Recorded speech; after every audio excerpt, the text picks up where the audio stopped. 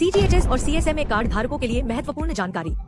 भारत सरकार के स्वास्थ्य और परिवार कल्याण मंत्रालय की तरफ से 13 मई 2026 को एक बड़ा अपडेट जारी किया गया है।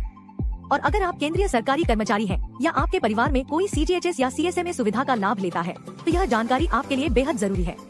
अब मेडिकल सुविधा से जुड़े नियमों में एक अहम बदलाव किया गया है।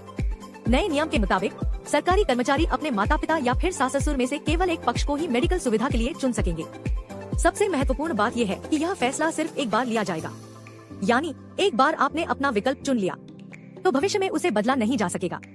यहाँ तक कि अगर चुने गए डिपेंडेंट का बाद में निधन भी हो जाए तब भी नया विकल्प चुनने की अनुमति नहीं मिलेगी। पहले यह सुविधा मुख्य रूप से CGHS लाभार्थियों तक सीमित थी, लेकिन मार्च 2024 के बाद CSMA लाभार्थियों को भी इसी व्यवस्था के दायरे में शामिल कर दिया गया था।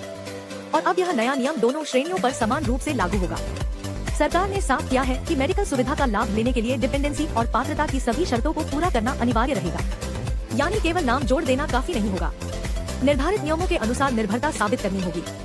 अब सोचिए, पहले जहां भविष्य में बदलाव की संभावना रहती थी, वहीं अब यह निर्णय स्थायी हो गया है। इसलिए कर्मचारियों को सलाह दी जा रही है कि वे बेहद सोच समझकर फैसला लें, क्योंकि बाद में इसमें किसी तरह का संशोधन संभव नहीं होगा। अगर टाइमलाइन की बात करें तो मार्च 2024 में CSMA लाभार्थियों को CGHS जैसी सुविधाएं देने का आदेश आया था और अब 13 मई 2026 के नए ऑफिस मेमोरेंडम के साथ यह वन टाइम चयन व्यवस्था लागू कर दी गई है। संबंधित मेमोरेंडम की कॉपी आपको हमारे डिस्क्रिप्शन बॉक्स में मिल जाएगी। सीधे शब्दों में समझे तो अब सरकारी कर्मचारी को सिर्फ एक मौका मिलेगा यह तय करने का कि मेडिकल सुविधा माता पिता को मिलेगी या सास ससुर को। फैसला एक बार होगा और हमेशा के लिए मान्य रहेगा।